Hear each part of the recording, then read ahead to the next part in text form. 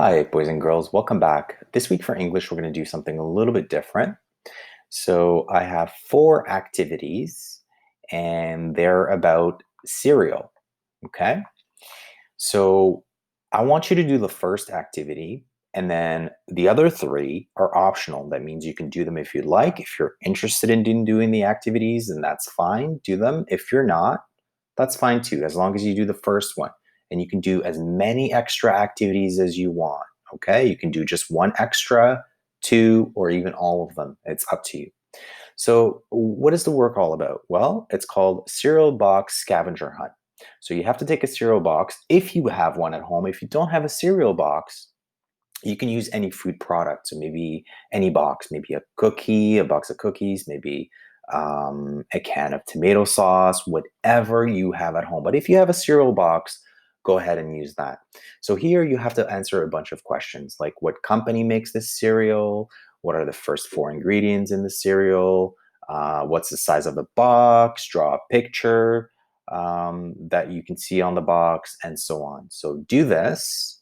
Now, I know that most of you, again, don't have printers, so you can just answer the questions on a piece of paper. If you want to draw this worksheets, go ahead and do it.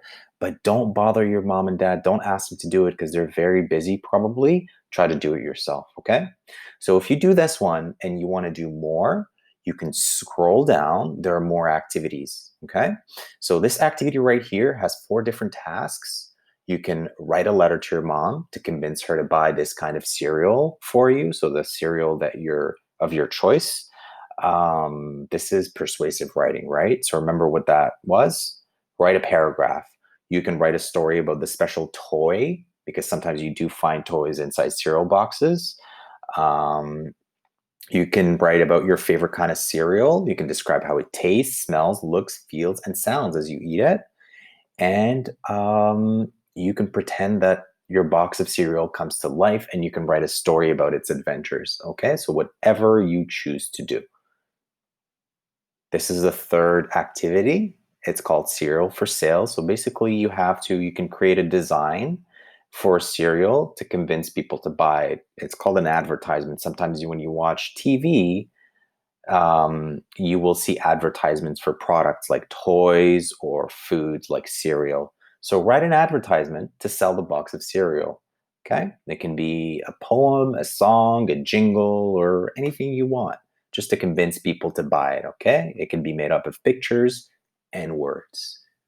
And the fourth activity is called cereal box alphabet. So you take your cereal box or your box of cookies or whatever you have, and you look for words in the box that begin with each letter of the alphabet, and you just write them down.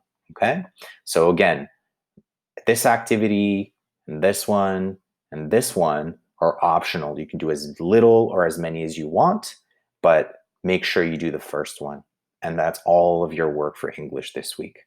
I hope you find it fun and make sure you do your French and math as well. Au revoir.